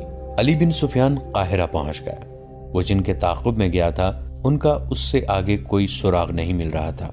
اس نے اپنے ان جاسوسوں کو بلایا جو اس نے سوڈانی ہیڈ کوارٹر اور فوج میں چھوڑ رکھے تھے۔ ان میں سے ایک نے بتایا کہ گزشتہ رات ایک اونٹ آیا تھا۔ اندھیرے میں جو کچھ نظر آ سکا وہ 2 سوار تھے، ایک عورت اور ایک مرد۔ جاسوس نے یہ بھی بتایا کہ وہ کون سی عمارت میں داخل ہوئے تھے۔ علی بن سفیان کو یہ اختیار حاصل تھا کہ وہاں چھاپا مارتا۔ سوڈانی فوج سلطنت اسلامیہ کی فوج تھی، کوئی آزاد فوج نہیں تھی، مگر علی نے اس خطرے کے پیش نظر چھاپا نہ مارا کہ یہ جلدی پر تیل کا کام کرے گا۔ اس کا مقصد صرف یہ نہیں تھا کہ موبی اور فخر المصری کو گرفتار کرنا ہے، بلکہ اصل مقصد یہ تھا کہ سوڈانی قیادت کے عزائم اور آئندہ منصوبے معلوم کیے جائیں تاکہ پیش بندی کی جا سکے۔ اس نے اپنے جاسوسوں کو نئی ہدایات جاری کی۔ جاسوسوں میں غیر مسلم لڑکیاں بھی تھیں جو عیسائی یا یہودی نہیں تھیں۔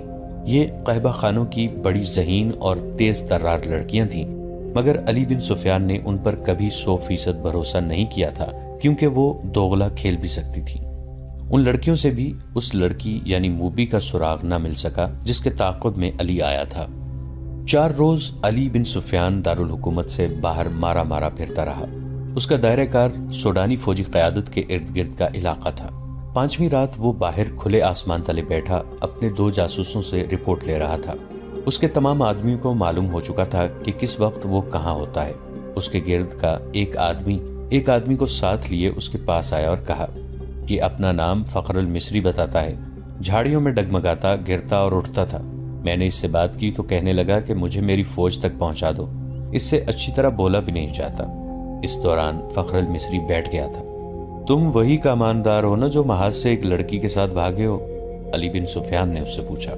میں سلطان کی فوج کا بھگوڑا ہوں، فخر نے ہکلاتی لڑکھڑاتی زبان میں کہا۔ سزائے موت کا حقدار ہوں، لیکن میری پوری بات سن لیں ورنہ تم سب کو سزائے موت ملے گی۔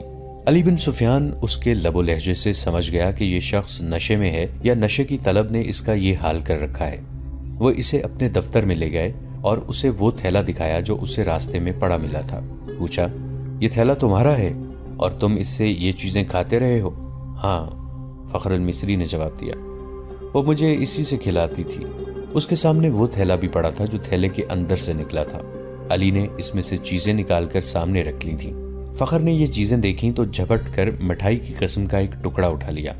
علی نے جھپٹ کر اس کے ہاتھ پر اپنا ہاتھ رکھ دیا۔ فخر نے بےتابی سے کہا، خدا کے لیے مجھے یہ کھانے دو، میری جان اور روح اسی میں ہے۔ مگر علی نے اس سے وہ ٹکڑا چھین لیا اور اسے کہا، مجھے ساری واردات سناؤ، پھر یہ ساری چیزیں اٹھا لینا۔ فخر المصری نڈھال اور بے جان ہوا جا رہا تھا۔ علی بن سفیان نے اسے ایک سفوف کھلا دیا جو حشیش کا توڑ تھا۔ فخر نے اسے تمام تر واقعہ سنا دیا کہ وہ کیمپ سے لڑکی کے تعاقب میں کس طرح گیا تھا۔ تاجروں نے اسے قہوہ پلایا تھا جس کے اثر سے وہ کسی اور ہی دنیا میں جا پہنچا تھا۔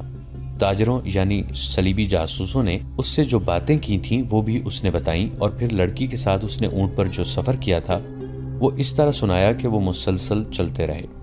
اونٹ نے بڑی اچھی طرح ساتھ دیا۔ رات کو وہ تھوڑی دیر قیام کرتے تھے۔ لڑکی اسے کھانے کو دوسرے تھیلے میں سے چیزیں دیتی تھی۔ وہ اپنے آپ کو بادشاہ سمجھتا تھا۔ لڑکی نے اسے اپنی محبت کا یقین دلایا اور شادی کا وعدہ کیا تھا، اور یہ شرط رکھی تھی کہ وہ اسے سوڈانی کمانداروں کے پاس پہنچا دے۔ وہ راستے میں ہی لڑکی کو شادی کے بغیر بیوی بنانے کی کوشش کرتا رہا، لیکن لڑکی اسے اپنی باہوں میں لے کر پیار اور محبت میں ایسے ارادے اور خواہش کو مار دیتی۔ فخری نے محسوس تک نہ کیا کہ لڑکی اسے حشیش اور اپنے حسن و شباب کے قبضے میں لیے ہوئے ہے۔ تیسرے پڑاؤ میں جب انہوں نے کھانے پینے کے لیے اونٹ روکا تو تھیلا غائب پایا جو اونٹ کے دوڑنے سے کہیں گر پڑا تھا۔ لڑکی نے اس سے کہا کہ واپس چل کر تھیلا ڈھونڈ لیتے ہیں، لیکن فخر المصری نے کہا کہ وہ بھگوڑا فوجی ہے، خدشہ ہے کہ اس کا تعاقب ہو رہا ہوگا۔ لڑکی ضد کرنے لگی کہ تھیلا ضرور ڈھونڈیں گے۔ فخر نے اسے یقین دلایا کہ بھوکا مرنے کا کوئی خطرہ نہیں، راستے میں کسی آبادی سے کچھ لے لیں گے، مگر لڑکی آبادی کے قریب جانا نہیں چاہتی تھی۔ وہ کہتی تھی کہ واپس چلو۔ فخر المصری نے اسے زبردستی اونٹ پر بٹھا لیا اور اس کے پیچھے بیٹھ کر اونٹ کو اٹھایا اور دوڑا دیا۔ وہ سفر کی تیسری رات تھی۔ اگلی شام وہ شہر سے باہر سوڈانیوں کے ایک کماندار کے ہاں پہنچے، مگر فخر المصری اپنے سر کے اندر ایسی بے چینی محسوس کرنے لگا جیسے کھوپڑی میں کیڑے رینگ رہے ہوں۔ آہستہ آہستہ وہ حقیقی دنیا میں آ گیا۔ وہ سمجھ نہ سکا کہ یہ حشیش نہ ملنے کا اثر ہے۔ اس کی تصوراتی بادشاہی اور ذہن میں بسائی ہوئی جنت تھیلے میں کہیں ریگزار میں گر گئی تھی۔ لڑکی نے اس کے سامنے کماندار کو صلیبیوں کا پیغام دیا اور اسے بغاوت پر اکسایا۔ فخر پاس بیٹھا سنتا رہا اور اس کے ذہن میں کیڑے بڑے ہو کر تیزی سے رینگنے لگے۔ نشہ اتر چکا تھا۔ اسے یاد آنے لگا کہ وہ محاذ سے بھاگ آیا ہے۔ لڑکی یعنی موبی کو یہی خوش فہمی ہوگی کہ فخر پر نشہ طاری ہے، چنانچہ اس نے بے خوف کماندار سے یہ بھی کہہ دیا کہ سلطان ایوبی اور علی بن سفیان کے درمیان یہ غلط فہمی پیدا کرنی ہے کہ وہ ظاہری طور پر نیک بنے پھرتے ہیں مگر عورت اور شراب کے دل دادا ہیں۔ ان کی اس طویل گفتگو میں بغاوت کی باتیں بھی ہوئیں۔ اس وقت تک فخر المصری پوری طرح بیدار ہو چکا تھا، لیکن سر کے اندر کی بے چینی اسے بہت پریشان کر رہی تھی۔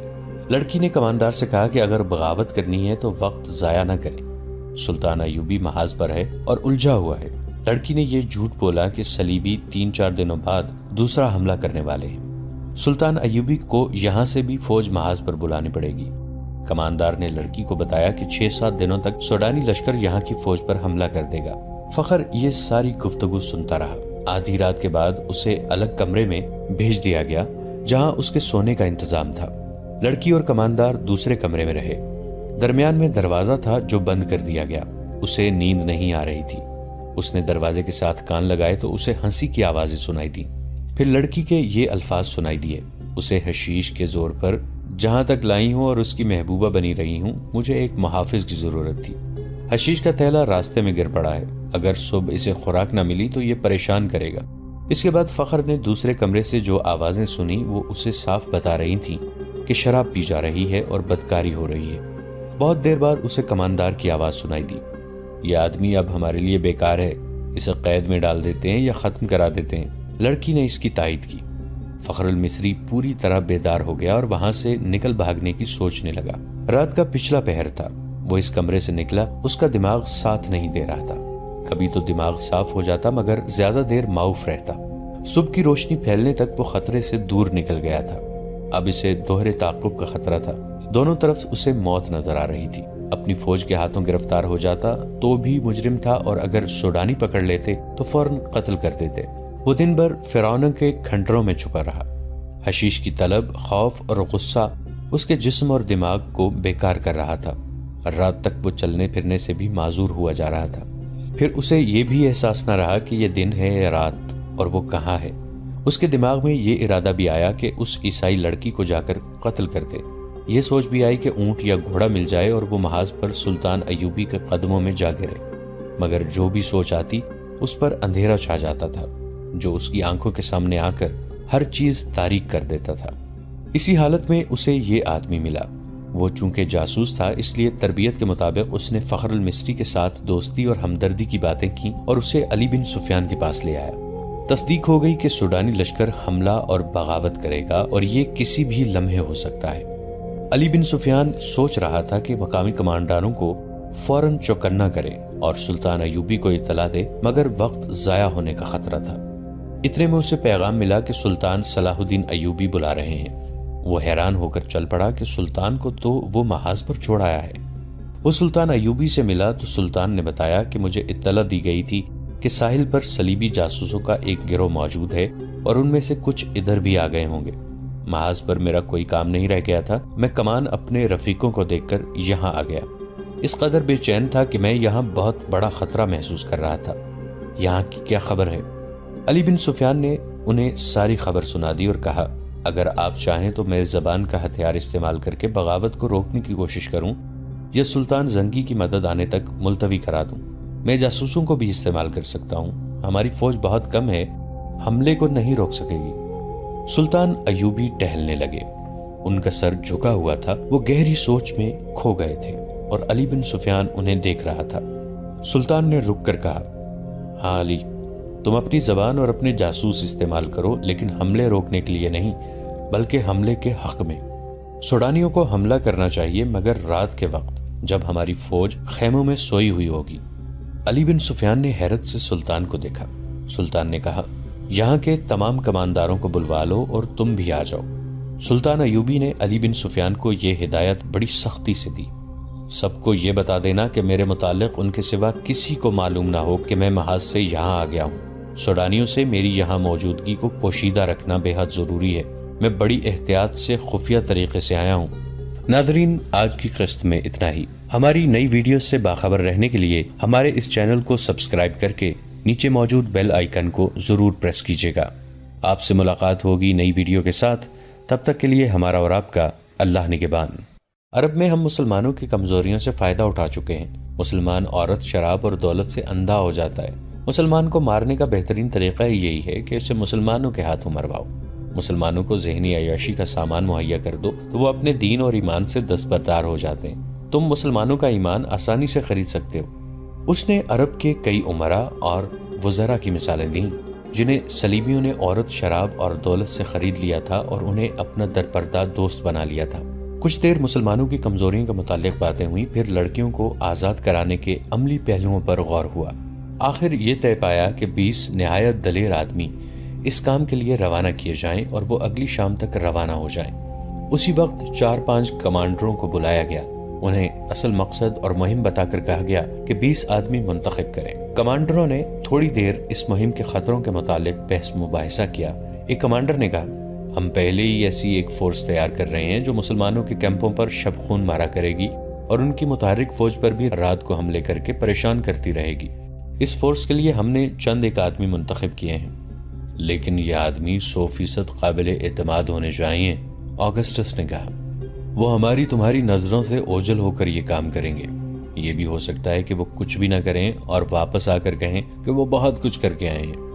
آپ یہ سن کر حیران ہوں گے، ایک کمانڈر نے کہا، کہ ہماری فوج میں ایسے سپاہی بھی ہیں جنہیں ہم نے جیل خانوں سے حاصل کیا ہے۔ یہ ڈاکو، چور اور راہزن تھے، انہیں بڑی بڑی لمبی سزائیں دی گئی تھی، انہیں جیل خانوں میں مرنا ہی تھا۔ ہم نے ان سے بات کی تو وہ جوش و خروش میں فوج میں آ گئے۔ آپ کو شاید یہ معلوم کر کے بھی حیرت ہو کہ ناکام حملے میں ان سزا یافتہ مجرموں نے بڑی بہادری سے کئی جہاز بچائے ہیں۔ میں لڑکیوں کو مسلمانوں سے آزاد کرنے کی مہم میں ایسے 3 آدمی بھیجوں گا۔ مورخوں نے لکھا ہے کہ مسلمانوں میں عیش و عشرت کا رجحان بڑھ گیا اور اتحاد ختم ہو رہا تھا۔ عیسائیوں نے مسلمانوں کو اخلاقی تباہی تک پہنچانے میں ذہنی عیاشی کا ہر سامان مہیا کیا۔ اب انہیں یہ توقع تھی کہ مسلمانوں کو ایک ہی حملے میں ختم کر دیں گے۔ چنانچہ ان کے خلاف عیسائی دنیا میں نفرت کی طوفانی مہم چلائی گئی اور ہر کسی کو اسلام کے خلاف جنگ میں شریک ہونے کی دعوت دی گئی۔ اس کے جواب میں معاشرے کے ہر شعبے کے لوگ صلیبی لشکر میں شامل ہونے لگے۔ ان میں پادری بھی شامل ہوئے اور عادی مجرم بھی گناہوں سے توبہ کر کے مسلمانوں کے خلاف مسلح ہو گئے۔ بعض ملکوں کے جیل خانوں میں جو مجرم لمبی قید کی سزائیں بھگت رہے تھے وہ بھی فوج میں بھرتی ہو گئے۔ ان مجرموں کے متعلق عیسائیوں کا تجربہ غالباً اچھا تھا، جس کے پیش نظر ایک کمانڈر نے لڑکیوں کو آزاد کرانے اور صلاح الدین کو قتل کرنے کے لیے قیدی مجرموں کا انتخاب کیا تھا۔ صبح تک 20 انتہائی دلیر اور ذہین آدمی چن لیے گئے۔ ان میں میگنا نامیریوس بھی تھا، جسے روم کے جیل خانے سے لایا گیا تھا۔ اس جاسوس کو جو ڈاکٹر کے بحروب میں سلطان ایوبی کے کیمپ میں رہا اور فرار ہو کر آیا تھا، اس کمانڈو پارٹی کا کمانڈر اور گائیڈ مقرر کیا گیا۔ اس پارٹی کو یہ مشن دیا گیا کہ لڑکیوں کو مسلمانوں کی قید سے نکالنا ہے۔ اگر رابن اور اس کے 4 ساتھیوں کو بھی آزاد کرایا جا سکے تو کرا لینا، ورنہ ان کے لیے کوئی خطرہ مول لینے کی ضرورت نہیں۔ دوسرا مشن یہ تھا کہ صلاح الدین کو قتل کیا جائے۔ اس پارٹی کو کوئی عملی ٹریننگ نہ دی گئی، صرف زبانی ہدایات اور ضروری ہتھیار دے کر اسی روز ایک بادبانی کشتی میں ماہی گیروں کے بھیس میں روانہ کر دیا گیا۔ جس وقت یہ کشتی اٹلی کے ساحل سے روانہ ہوئی، صلاح الدین ایوبی سوڈانیوں کی بغاوت کو مکمل طور پر دبا چکے تھے۔ سوڈانیوں کے بہت سے کمانڈر مارے گئے یا زخمی ہو گئے تھے اور بہت سے سلطان ایوبی کے دفتر کے سامنے کھڑے تھے۔ انہوں نے ہتھیار ڈال کر شکست اور سلطان ایوبی کی اطاعت قبول کر لی تھی۔ وہ سلطان کے حکم کے منتظر تھے۔ سلطان اندر بیٹھے اپنے سالاروں وغیرہ کو احکام دے رہے تھے۔ علی بن سفیان بھی وہیں موجود تھا۔ اس فتح میں اس کا بہت عمل دخل تھا۔ صلیبیوں کو شکست دینے میں بھی اس کے نظام جاسوسی نے بہت کام کیا تھا، بلکہ یہ دونوں کامیابیاں جاسوسی کے نظام کی ہی کامیابیاں تھیں۔ سلطان ایوبی کو جیسے اچانک کچھ یاد آ گیا ہو۔ انہوں نے علی بن سفیان سے کہا، علی، ہمیں ان جاسوس لڑکیوں اور ان کے ساتھیوں کے متعلق سوچنے کا وقت ہی نہیں ملا۔ وہ ابھی تک ساحل پر قیدی کیمپ میں ہیں۔ ان سب کو فوراً یہاں لانے کا بندوبست کرو اور تہہ خانے میں ڈال دو۔ میں ابھی پیغام دیتا ہوں۔ علی بن سفیان نے کہا، ان سب کو یہاں پہرے میں بلوا لیتا ہوں۔ سلطان، آپ شاید 7ویں لڑکی کو بھول گئے ہیں۔ وہ سوڈانیوں کے ایک کماندار بالیان کے پاس تھی۔ اس لڑکی سے جاسوسیوں اور بغاوت کا انکشاف ہوا تھا۔ میں دیکھ رہا ہوں کہ باسیان ان کمانداروں میں سے نہیں ہے جو باہر موجود ہیں، اور وہ زخمیوں میں بھی نہیں ہے، بلکہ مرے ہوئے بھی میں دیکھ چکا ہوں، وہاں بھی وہ موجود نہیں۔ مجھے شک ہے کہ 7ویں لڑکی، جس کا نام فخر المصری نے موبی بتایا ہے، بالیان کے ساتھ کہیں روپوش ہو گئی ہے۔ اپنا شک رفع کرو علی، سلطان ایوبی نے کہا۔ یہاں مجھے اب تمہاری ضرورت نہیں۔ بالیان لاپتہ ہے تو بحر روم کی طرف نکل گیا ہوگا۔ صلیبیوں کے سوا اسے کون پناہ دے سکتا ہے؟ بہرحال ان جاسوسوں کو تہہ خانوں میں ڈالو اور اپنے جاسوس فوراً تیار کر کے سمندر پار بھیج دو۔ زیادہ ضروری تو یہ ہے کہ اپنے جاسوس اپنے ہی ملک میں پھیلا دیے جائیں۔ یہ مشورہ دینے والا سلطان نور الدین زنگی کی بھیجی ہوئی فوج کا سالار تھا۔ اس نے کہا، ہمیں صلیبیوں کی طرف سے اتنا خطرہ نہیں جتنا اپنے مسلمان امراء سے ہے۔ اپنے جاسوس ان کے حرموں میں داخل کر دیے جائیں تو بہت سی سازشیں بے نقاب ہو جائیں گی۔ اس نے تفصیل سے بتایا کہ یہ خود ساختہ حکمران کس طرح صلیبیوں کے ہاتھوں میں کھل رہے ہیں۔ سلطان زنگی رحمۃ اللہ علیہ اکثر پریشان رہتے ہیں کہ باہر کے حملوں کو روکیں، یا اپنے گھر کو اپنے ہی چراغ سے جلنے سے بچائیں؟ صلاح الدین ایوبی نے یہ رویداد غور سے سنی اور کہا، اگر تم لوگ جن کے پاس ہتھیار ہیں دیانتدار اور اپنے مذہب سے مخلص رہے تو باہر حملے اور اندر کی سازشیں قوم کا کچھ نہیں بگاڑ سکیں گی۔ تم اپنی نظر سرحدوں سے دور آگے لے جاؤ۔ سلطنت اسلامیہ کی کوئی سرحد نہیں۔ تم نے جس روز اپنے آپ کو اور خدا کے اس عظیم مذہب اسلام کو سرحدوں میں پابند کر لیا، اس روز سے یوں سمجھو کہ تم اپنے ہی قید خانے میں قید ہو جاؤ گے۔ پھر تمہاری سرحدیں سکڑنے لگیں گی۔ اپنی نظریں بحر روم سے آگے لے جاؤ۔ سمندر تمہارا رستہ نہیں روک سکتے۔ گھر کے چراغوں سے نہ ڈرو، یہ تو ایک پھونک سے گل ہو جائیں گے۔ ان کی جگہ ہم ایمان کے چراغ روشن کریں گے۔ ہمیں امید ہے کہ ہم ایمان فروشی کو روک لیں گے سلطان محترم۔ سالار نے کہا، ہم مایوس نہیں، صرف 2 لعنتوں سے بچو میرے عزیز رفیقو۔ سلطان ایوبی نے کہا، مایوسی اور ذہنی عیاشی۔ انسان پہلے مایوس ہوتا ہے، پھر ذہنی عیاشی کے ذریعے راہ فرار اختیار کرتا ہے۔ اس دوران علی بن سفیان جا چکا تھا۔ اس نے فوراً ایک قاصد بحر روم کی کیمپ کی طرف اس پیغام کے ساتھ روانہ کر دیا کہ رابن اس کے 4 ساتھیوں اور لڑکیوں کو گھوڑوں یا اونٹوں پر سوار کر کے 20 محافظوں کے پہرے میں دارالحکومت کو بھیج دو۔ قاصد کو روانہ کر کے اس نے اپنے ساتھ 6-7 سپاہی لیے اور کماندار بالیان کی تلاش میں نکل گیا۔ اس نے ان سوڈانی کمانداروں سے جو باہر بیٹھے تھے بالیان کے متعلق پوچھ لیا تھا۔ سب نے کہا تھا کہ اسے لڑائی میں کہیں بھی نہیں دیکھا گیا تھا اور نہ ہی وہ اس فوج کے ساتھ گیا تھا جو بحرۂ روم کی طرف سلطان کی فوج پر حملہ کرنے کے لیے بھیجی گئی تھی۔ علی بن سفیان بالیان کے گھر گیا تو وہاں اس کی 2 بوڑھی خادماؤں کے سوا کوئی نہ تھا۔ انہوں نے بتایا کہ بالیان کے گھر میں 5 لڑکیاں تھیں۔ ان میں جس کی عمر ذرا زیادہ ہو جاتی تھی اسے وہ غائب کر دیتا تھا اور اس کی جگہ جوان لڑکی لے آتا تھا۔ ان خادماؤں نے بتایا کہ بغاوت سے پہلے اس کے پاس ایک فرنگی لڑکی آئی تھی جو غیر معمولی طور پر خوبصورت اور ہوشیار تھی۔ بالیان اس کا غلام ہو گیا تھا۔ بغاوت کے 1 روز بعد جب سوڈانیوں نے ہتھیار ڈال دیے تو بالیان رات کے وقت گھوڑے پر سوار ہوا، دوسرے گھوڑے پر اس فرنگی لڑکی کو سوار کیا اور معلوم نہیں دونوں کہاں روانہ ہو گئے۔ ان کے ساتھ 7 گھوڑ سوار تھے۔ حرم کی لڑکیوں کے متعلق بوڑھیوں نے بتایا کہ وہ گھر میں جو ہاتھ لگا اٹھا کر چلی گئی ہیں۔ علی بن سفیان وہاں سے واپس ہوا تو ایک گھوڑا سرپٹ دوڑا آیا اور علی بن سفیان کے سامنے رکا۔ اس پر فخر المصری سوار تھا۔ کود کر گھوڑے سے اترا اور ہانپتی کانپتی آواز میں بولا، میں آپ کے پیچھے آیا ہوں۔ میں بھی اسی بدبخت بالیان اور اس کافر لڑکی کو ڈھونڈ رہا تھا۔ میں ان سے انتقام لوں گا۔ جب تک ان دونوں کو اپنے ہاتھوں قتل نہیں کر لوں گا مجھے چین نہیں آئے گا۔ میں جانتا ہوں وہ کدھر گئے ہیں۔ میں نے ان کا پیچھا کیا ہے لیکن ان کے ساتھ 7 مسلح محافظ ہیں۔ میں اکیلا تھا۔ وہ بحر روم کی طرف جا رہے ہیں مگر عام راستے سے ہٹ کر جا رہے ہیں۔ اس نے علی بن سفیان کے گھٹنوں پر ہاتھ رکھ کر کہا، خدا کے لیے مجھے صرف 4 سپاہی دے دیں، میں ان کے تعاقب میں جاؤں گا اور انہیں ختم کر کے آؤں گا۔ علی بن سفیان نے اسے اس وعدے سے ٹھنڈا کیا کہ وہ اسے 4 کی بجائے 20 سوار دے گا۔ وہ ساحل سے آگے اتنی جلدی نہیں جا سکتے، میرے ساتھ رہو۔ علی بن سفیان مطمئن ہو گیا کہ یہ تو پتہ چل گیا ہے کہ وہ کس طرف گئے ہیں۔ اس وقت بالیان اس صلیبی لڑکی کے ساتھ جس کا نام موبی تھا ساحل کی طرف جانے والے عام راستے سے ہٹ کر دور جا چکا تھا۔ ان علاقوں سے وہ اچھی طرح واقف تھا۔ اسے معلوم نہیں تھا کہ سوڈانی فوج اور اس کے کمانداروں کو صلاح الدین ایوبی نے معافی دے دی ہے۔ ایک تو وہ سلطان کے عتاب سے بھاگ رہا تھا اور دوسرے یہ کہ وہ موبی جیسی حسین لڑکی کو نہیں چھوڑنا چاہتا تھا۔ وہ سمجھتا تھا کہ دنیا کی حسین لڑکیاں صرف مصر اور سوڈان میں ہی ہیں، مگر اٹلی کی اس لڑکی کے حسن اور دلکشی نے اسے اندھا کر دیا تھا۔ اس کی خاطر وہ اپنا رتبہ، اپنا مذہب اور اپنا ملک ہی چھوڑ رہا تھا، لیکن اسے یہ معلوم نہیں تھا کہ موبی اس سے جان چھڑانے کی کوشش کر رہی تھی۔ وہ جس مقصد کے لیے آئی تھی وہ ختم ہو چکا تھا۔ گو مقصد تباہ ہو گیا تھا، تاہم موبی اپنا کام کر چکی تھی۔ اس کے لیے اس نے اپنے جسم اور اپنی عزت کی قربانی دی تھی۔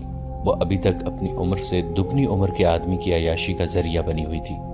بالیان اس خوش فہمی میں مبتلا تھا کہ موبی اسے بری طرح چاہتی ہے، مگر موبی اس سے نفرت کرتی تھی۔ وہ چونکہ مجبور تھی اس لیے اکیلی بھاگ نہیں سکتی تھی۔ وہ اس مقصد کے لیے بالیان کو ساتھ لیے ہوئے تھی کہ اسے اپنی حفاظت کی ضرورت تھی۔ اسے بحرۂ روم پار کرنا تھا یا رابن تک پہنچنا تھا۔ اسے معلوم نہیں تھا کہ رابن اور اس کے ساتھی جو تاجروں کے بھیس میں تھے پکڑے جا چکے ہیں۔ اس مجبوری کے تحت وہ بالیان کے ہاتھ میں کھلونا بنی ہوئی تھی۔ وہ کئی بار اسے کہہ چکی تھی کہ تیز چلو اور پڑاؤ کم کرو ورنہ پکڑے جائیں گے۔ لیکن بالیان جہاں اچھی سایہ دار جگہ دیکھتا رک جاتا۔ اس نے شراب کا ذخیرہ اپنے ساتھ رکھ لیا تھا۔ ایک رات موبی نے ایک ترکیب سوچی۔ اس نے بالیان کو اتنی زیادہ پلا دی کہ وہ بے سدھ ہو گیا۔ ان کے ساتھ جو 7 محافظ تھے وہ کچھ پرے سو گئے تھے۔ موبی نے دیکھا تھا کہ ان میں ایک ایسا ہے جو جوان ہے اور سب پر چھایا رہتا ہے۔ بالیان زیادہ تر اسی کے ساتھ ہر بات کیا کرتا تھا۔ موبی نے اسے جگایا اور تھوڑی دور لے گئی۔ اسے کہا، تم اچھی طرح جانتے ہو کہ میں کون ہوں، کہاں سے آئی ہوں اور یہاں کیوں آئی تھی۔ میں تم لوگوں کے لیے مدد لائی تھی تاکہ تم صلاح الدین ایوبی جیسے غیر ملکیوں سے آزاد ہو جاؤ، مگر تمہارا یہ کماندار بالیان اس قدر عیاش آدمی ہے کہ اس نے شراب پی کر بدمست ہو کر میرے جسم کے ساتھ کھیلنا شروع کر دیا۔ بجائے اس کے کہ وہ عقل مندی سے بغاوت کا منصوبہ بناتا اور فتح حاصل کرتا، اس نے مجھے اپنے حرم کی لونڈی بنا لیا اور اندھا دھند فوج کو 2 حصوں میں تقسیم کر کے ایسی لاپرواہی سے حملہ کیا کہ ایک ہی رات میں تمہاری اتنی بڑی فوج ختم ہو گئی۔ تمہاری شکست کا ذمہ دار یہ شخص ہے۔ اب یہ میرے ساتھ صرف عیاشی کے لیے جا رہا ہے اور مجھے کہتا ہے کہ میں اسے سمندر پار لے جاؤں، اسے اپنی فوج میں رتبہ دلاؤں اور اس کے ساتھ شادی کر لوں، مگر مجھے اس شخص سے نفرت ہے۔ میں نے فیصلہ کیا ہے کہ اگر مجھے شادی ہی کرنی ہے اور اپنے ملک میں لے جا کر اسے فوج میں رتبہ ہی دلوانا ہے تو مجھے ایسے آدمی کا انتخاب کرنا چاہیے جو میرے دل کو اچھا لگے، اور وہ آدمی تم ہو۔ تم جوان ہو، دلیر ہو، عقل مند ہو۔ میں نے جب سے تمہیں دیکھا ہے تمہیں چاہ رہی ہوں۔ مجھے اس بوڑھے سے بچاؤ، میں تمہاری ہوں۔ سمندر پار چلو، فوج کا رتبہ اور مال و دولت تمہارے قدموں میں ہوگا، مگر اس آدمی کو یہیں ختم کرو۔ وہ سویا ہوا ہے، اسے قتل کر دو۔ آؤ نکل چلیں یہاں سے۔ اس نے محافظ کے گلے میں باہیں ڈال دیں۔ محافظ اس کے حسن میں گرفتار ہو گیا۔ اس نے دیوانہ وار لڑکی کو اپنے بازوں میں جکڑ لیا۔ موبی اس جادوگری کی ماہر تھی۔ وہ ذرا پرے ہٹ گئی۔ محافظ اس کی طرف بڑھا تو عقب سے ایک برچھی اس کی پیٹھ میں اتر گئی۔ اس کے منہ سے ہائے نکلی اور وہ پہلو کے بل لڑک گیا۔ برچھی اس کی پیٹھ سے نکلی اور اسے آواز سنائی دی، نمک حرام کو زندہ رہنے کا حق نہیں۔ لڑکی کی چیخ نکل گئی۔ وہ اٹھی اور اتنا ہی کہنے پائی کہ تم نے اسے قتل کر دیا ہے کہ پیچھے سے ایک ہاتھ نے اس کے بازو کو جکڑ لیا اور جھٹکا دے کر اپنے ساتھ لے گیا۔ اسے بالیان کے پاس پھینک کر کہا، ہم اس شخص کے پالے ہوئے دوست ہیں، ہماری زندگی اسی کے ساتھ ہے۔ تم ہم میں سے کسی کو اس کے خلاف گمراہ نہیں کر سکتی۔ جو گمراہ ہوا اس نے سزا پا لی ہے۔ بالیان شراب کے نشے میں بے ہوش پڑا تھا۔ تم لوگوں نے یہ بھی سوچا ہے کہ تم کہاں جا رہے ہو؟ موبی نے پوچھا۔ سمندر میں ڈوبنے، ایک نے جواب دیا۔ تمہارے ساتھ ہمارا کوئی تعلق نہیں ہے، جہاں تک بالیان جائے گا ہم وہیں تک جائیں گے۔ اور وہ دونوں جا کر لیٹ گئے۔ دوسرے دن بالیان جاگا تو اسے رات کا واقعہ بتایا گیا۔ موبی نے کہا کہ وہ مجھے جان کی دھمکی دے کر اپنے ساتھ لے گیا تھا۔ بالیان نے اپنے محافظوں کو شاباش دی، مگر ان کی یہ بات سنی انسنی کر دی کہ یہ لڑکی اسے گمراہ کر کے لے گئی تھی اور انہوں نے اس کی باتیں سنی تھی۔ وہ موبی کے حسن اور شراب میں مدہوش ہو کر سب کچھ بھول گیا۔ موبی نے اسے ایک بار پھر کہا کہ تیز چلنا چاہیے، مگر بالیان نے پرواہ نہ کی۔ وہ اپنے آپ میں نہیں تھا۔ موبی اب آزاد نہیں ہو سکتی تھی۔ اس نے دیکھ لیا تھا کہ یہ لوگ اپنے دوستوں کو قتل کرنے سے بھی گریز نہیں کرتے۔ علی بن سفیان نے نہ جانے کیا سوچ کر ان کا تعاقب نہ کیا۔ بغاوت کے بعد حالات کو معمول پر لانے کے لیے وہ سلطان ایوبی کے ساتھ بہت مصروف ہو گیا تھا۔ ساحل کے کیمپ سے رابن، اس کے 4 ساتھیوں اور 6 لڑکیوں کو 15 محافظوں کی گارڈ میں قاہرہ کے لیے روانہ کر دیا گیا۔ قاصد ان سے پہلے روانہ ہو چکا تھا۔ قیدی اونٹوں پر تھے اور گارڈ گھوڑوں پر۔ وہ معمول کی رفتار پر جا رہے تھے اور معمول کے مطابق پڑاؤ کر رہے تھے۔ وہ بے خوف و خطر جا رہے تھے۔ وہاں کسی دشمن کے حملے کا ڈر نہیں تھا۔ قیدی نہتے تھے اور ان میں 6 لڑکیاں تھیں۔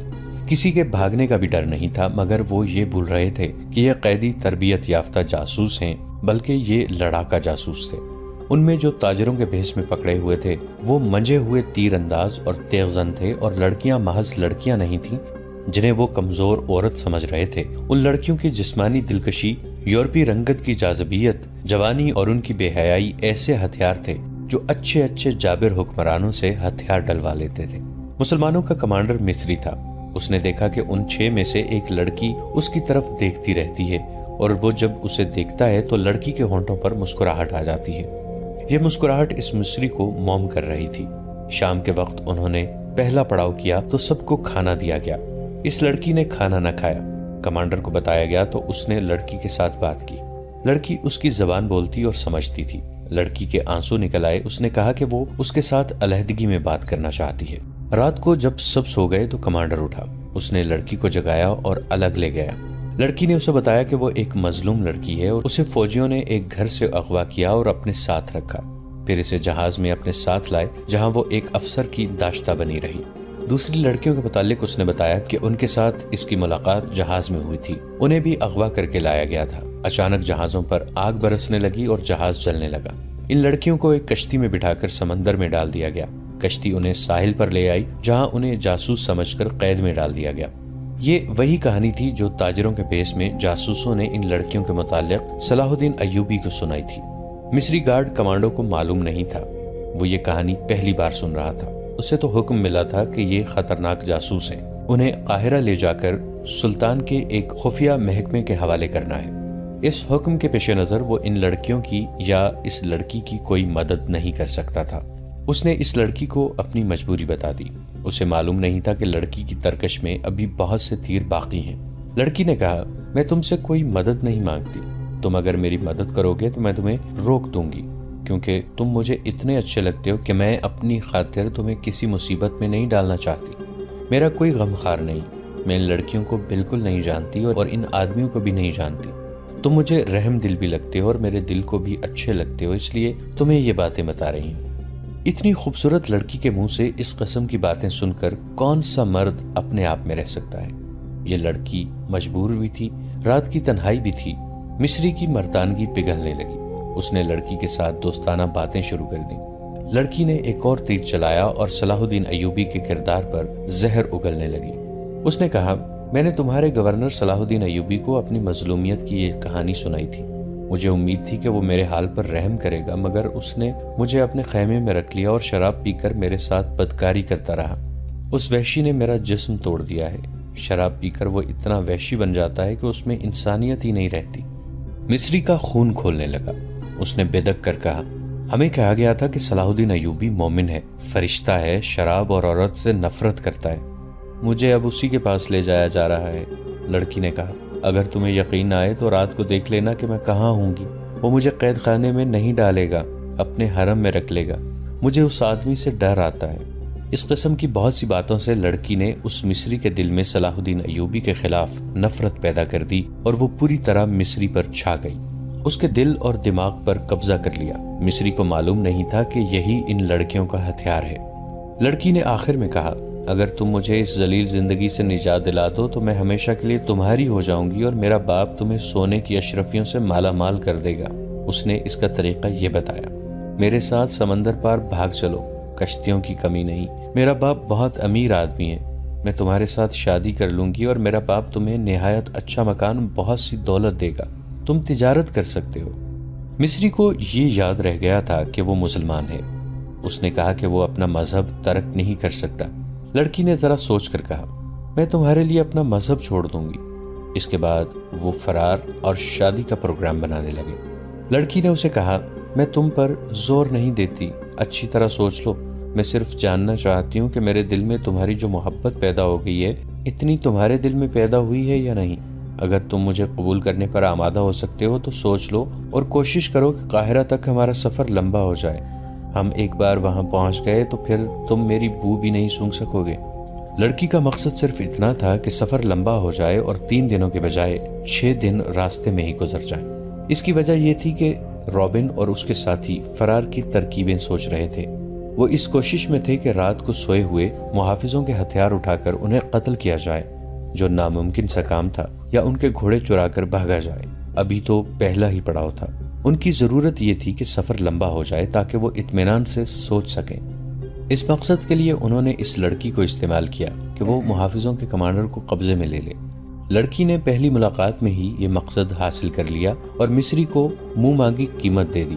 مصری کوئی ایسا بڑا رتبے والا آدمی نہیں تھا، معمولی سا عہدیدار تھا۔ اس نے کبھی خواب میں بھی اتنی حسین لڑکی نہیں دیکھی تھی۔ کہاں ایک جیتی جاگتی لڑکی جو اس کے تصوروں سے بھی زیادہ خوبصورت تھی اس کی لونڈی بن گئی تھی۔ وہ اپنا آپ، اپنا فرض اور اپنا مذہب ہی بھول گیا۔ وہ ایک لمحے کے لیے بھی لڑکی سے الگ نہیں ہونا چاہتا تھا۔ اس پاگل پن میں اس نے صبح کے وقت پہلا حکم یہ دیا کہ جانور بہت تھکے ہوئے ہیں، لہٰذا آج سفر نہیں ہوگا۔ محافظوں اور شتربانوں کو اس حکم سے بہت خوشی ہوئی۔ وہ محاذ کی سختیوں سے اکتائے ہوئے تھے، انہیں منزل تک پہنچنے کی کوئی جلدی نہیں تھی۔ وہ دن بھر آرام کرتے رہے، گپ شپ لگاتے رہے اور ان کا کمانڈر اس لڑکی کے پاس بیٹھا بدمست ہوتا جا رہا تھا۔ دن گزر گیا، رات آئی اور جب سب سوئے ہوئے تھے تو مصری لڑکی کو ساتھ لیے وہ دور چلا گیا۔ لڑکی نے اسے آسمان پر پہنچا دیا۔ صبح جب یہ قافلہ چلنے لگا تو مصری کمانڈر نے راستہ بدل دیا۔ اپنے دستے سے اس نے کہا کہ اس طرف اگلے پڑاؤ کے لیے بہت خوبصورت جگہ ہے، قریب ایک گاؤں بھی ہے جہاں مرغیاں اور انڈے مل جائیں گے۔ اس کا دستہ اس پر بھی خوش ہوا کہ کمانڈر انہیں عیش کرا رہا ہے۔ البتہ اس دستے میں 2 عسکری ایسے تھے جو کمانڈر کی ان حرکتوں سے خوش نہیں تھے۔ انہوں نے اسے کہا کہ ہمارے پاس خطرناک قیدی ہیں، یہ سب جاسوس ہیں، انہیں بہت جلدی حکومت کے حوالے کر دینا چاہیے، بلا وجہ سفر لمبا کرنا ٹھیک نہیں۔ مصری نے انہیں یہ کہہ کر چپ کرا دیا کہ یہ میری ذمہ داری ہے کہ جلدی پہنچوں یا دیر سے، جواب طلبی ہوئی تو مجھ سے ہوگی۔ دونوں خاموش تو ہو گئے لیکن وہ الگ جا کر آپس میں خسر پسر کرتے رہے۔ ناظرین، آج کی قسط میں اتنا ہی۔ ہماری نئی ویڈیوز سے باخبر رہنے کے لیے ہمارے اس چینل کو سبسکرائب کر کے نیچے موجود بیل آئیکن کو ضرور پریس کیجیے گا۔ آپ سے ملاقات ہوگی نئی ویڈیو کے ساتھ، تب تک کے لیے ہمارا اور آپ کا اللہ نگہبان۔